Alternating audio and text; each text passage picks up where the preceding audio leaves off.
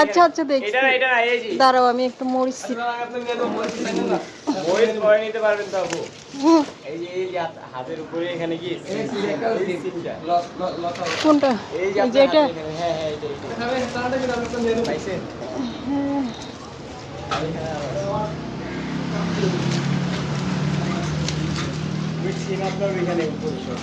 বাবারে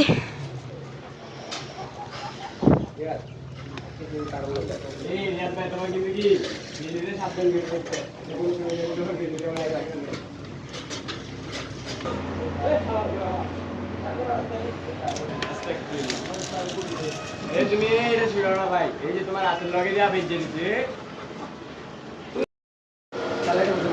হ্যাঁ কালকে দেখছেন সেরকম মাছ কালকের মতোই তো আজ তেল করে একবার তাজা তাজা সেরকম কত করে 80 টাকা দিচ্ছি কাল 1 কেজি কেন সব চলেছি তো কালার সাফ হয়ে যাবে সব মাছ কমান এই মাছ খাইতেন না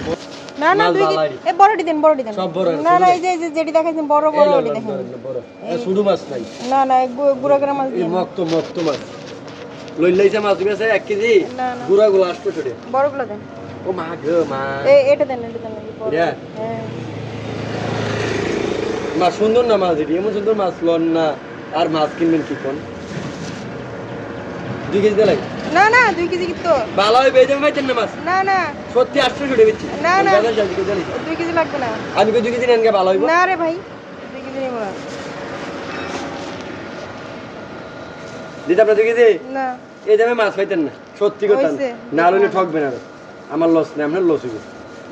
আমি হাই দিয়ে দিতেছি তো মাছ এই দামে মাছ পাইতেন না 1 কেজি 11 পানি তো আছে 2-300 গ্রাম ওই যে দেন 1 কেজি 11 গ্রাম মাছের ভিতরে পানি আছে 2-300 গ্রাম এই এত তো মাছ কমে যাবে আর 6 কেজি না না এখন দিব না এখন জান এই কালকে কি সব পারবো নাকি আস্তে ধীরে দিব আর কি আসসালামু আলাইকুম সবাই কেমন আছেন আশা করি সবাই ভালো আছেন একটা কথা আছে না যদি থাকে নসিবে আপনি আসিবে এই সিমগুলো ওই কারেন্টের তারের পর্যন্ত চলে গেছিল তো এখান থেকে নামানো খুবই মুশকিল ছিল আর কোটাও ছিল না যে কোটাতে টেনে নামাবো আজকে ঘুম থেকে ওঠার পরেই দেখতেছি যে মিস্ত্রিরা এদিকে অনেক মানে জোরে জোরে কথা বলতেছে করতেছে তো একটা লোকের কণ্ঠটা আমার মনে হলো যে আমি একজনের থেকে টাকা পাই সে হয়তো এখানে কাজে আসছে তো তারে তাগাদা দেওয়ার জন্য মানে কনফিউশন দূর করার জন্য বাইরে গেছে বাইরে যাওয়ার পরে তারপরে দেখেছি না সেই লোক না অন্য লোক তো আর ওই লোকটা আমাকে দেখা মাত্রই বলতেছে আপু কিছু মনে করিয়েন না আপনার সিমের লতা ছিঁড়ে গেছে তো আমি আবার গাছের দিকে তাকায় দেখলাম যে সিমের লতা যেহেতু ছিঁড়ে গেছে তো বলি যে এই সিমগুলো একটু পায়রা দিয়ে যান তো বলতেছে যে আচ্ছা ঠিক আছে সিমগুলো পায়রা দিব আমাদের এই পাশের কাজটা শেষ হোক তারপর চঙ্গতে ওই সব পাশেরগুলো পায়রা দিয়ে দিব আমি আচ্ছা ঠিক আছে পায়রা তাহলে এদিকে ফালাই রাখেন তারপরে আমি নিয়ে নিব তো উনি আবার আমাকে বলতেছে আপু মরিচ গাছ কি আপনার আমি বললাম যে হ্যাঁ আমার কেন বলে যে তাহলে যাওয়ার সময় কয়টা মরিচ চিরা নিয়ে যাব আমি পরবর্তীতে চিন্তা করলাম সে যদি আমার গাছ থেকে মরিচ চিরা নিয়ে যায় যদি সবগুলোই নিয়ে যায় বা অনেকে হয় যে অনেকের গাছ থেকে মানে হাত দিলে ওই গাছে আর হইতে চায় না তো ওনার উপরে রিস্কটা না দিয়ে তো নিজে কি করলাম যে মরিচ ছিলাম সিরা ওনাকে 2টা দিলাম তারপর বাকি যে লাল লাল যেগুলো ছিল ওগুলোও সিরা নিয়ে আসছি বাতিগুলোও নিয়ে আসছি তো মোটামুটি যে কটা ছিল ওই কটা সবই নিয়ে আসছি তার মধ্যে আবার উনি আবার সিম ওই পাশে যে থোকাগুলো ছিল ওগুলো আবার আমাকে মেলামারি দিছে যে এদিক থেকে নিয়ে যান তো ওগুলোও নিয়ে আসছি আর যেগুলো ছিল ওগুলো বলছে পরে ছিঁড়ে ফালাই দিবে তো পরে ছিঁড়ে ফালাই দিছে ওগুলো আবার আমার হাজব্যান্ড জানালার উপরে রাখছে তো এইদিকে আবার কাজ বাড়াইছি সেটা হচ্ছে যে গতকালকে চিংড়ি মাছ মূলাইছিলাম ভাইয়ের কাছে তো উনি আবার ওই চিংড়ি মাছ গতকাল যেই সাইজে ছিল আজকেও সেই সাইজের আনছে আজকে কি করছে বাসার সামনে আসে এই আপা চিংড়ি মাছ নিয়ে যান বড় বড় চিংড়ি মাছ আনছি